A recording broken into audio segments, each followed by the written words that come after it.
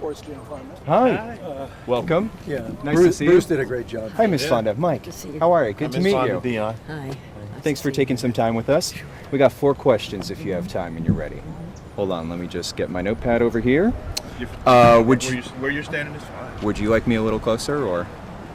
Just get that mic closer. First of all, I just want to ask you, this is your moment. How are you feeling? What's going through your mind right now? I'm so excited. I'm excited with how the tweets and the Facebooks and all the social media posting are starting to go viral. I'm excited because it's getting noticed, and that's important. I'm excited because this has all come together very fast. I mean, did you think you were not going to be noticed? Did you think, I'm going to walk into this town and maybe a couple people show up? A lot of noise going on. There's a lot happening. Okay, understatement. And we fair have point. to keep climate front and center, so I'm really glad about that. Yeah, and I know Bruce talked to you about that with impeachment and everything else going on. Do you I wanted to ask you, I watched Bruce's interview, I read through the transcript. Do you think, Jane, that the public outrage and the public enthusiasm is meeting the moment the way that it did during Vietnam and the way that it did in other protest elements that you've been involved with? Do you think we're meeting the moment right now? Well, this is a global catastrophe that's looming, and so no, we're not there yet, which is why I'm doing what I'm doing. Everybody has to do whatever they can, and as a celebrity, I figure this is what I need to be doing. But it's starting. I mean, 2,000 people were arrested yesterday, I think, in London, and there's actions happening all over the world, and we have to be sure that people realize what it's about and that this is a real crisis, and everybody has to be involved. Do you think that motivating and engaging people is harder or easier now with social media, but harder perhaps back in decades before? We had 3 networks, everybody got their news from the same place, and fewer perspectives. Harder or easier now from your point of view? Well, I'm not sure that we could have pulled this off as quickly as we did without social media. Yeah. Who do you think you're going to be thinking about when you're up there, meeting the moment, when you're giving your speech? Is there anybody in particular, the young people of today? I'll be thinking about Greta Thunberg.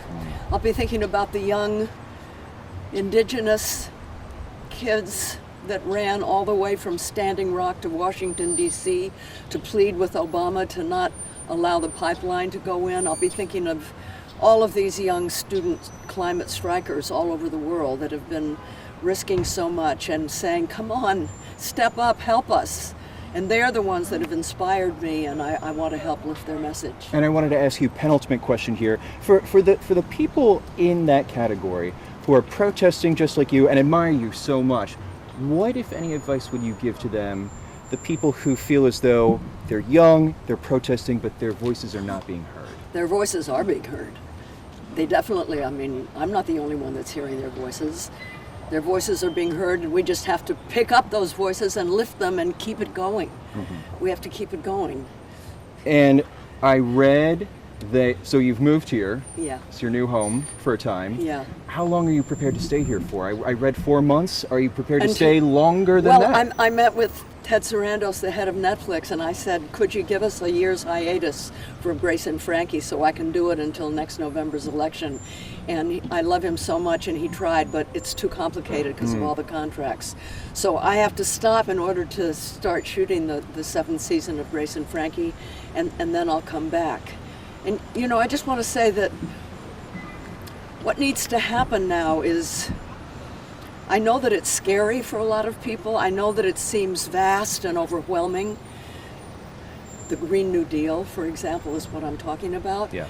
But the reason that we have to do so much so quickly is because 30 years ago the fossil fuel industry lied to us. If they had told the truth, we could have started 30 years ago and had the transition be much more moderate, much more incremental. So if we're having to do things that appear radical right now, it's because they lied to us, and we've lost so much time, and our carbon budget is become very narrow, and our time, we have 11 years, and that's it, And when I say that's it, what I mean is a tipping point will be reached when it'll be too late. The systems will start to disintegrate and there'll be nothing we can do about it. And it's going to affect every aspect of our lives. Even those rich guys who think that they're going to be above it all, they won't be, because the economy is going to be shot, health will go, national security will go, mass migrations by the tens of millions. Right. You know, A it's chain effect. It's going to be a chain effect, and we have to prevent that from happening. Ms. Fonda, thank you so much for your time. Penultimate. Penultimate. Yeah, really. Hey, my When mother I get would on- be I hope proud. that gets on the air.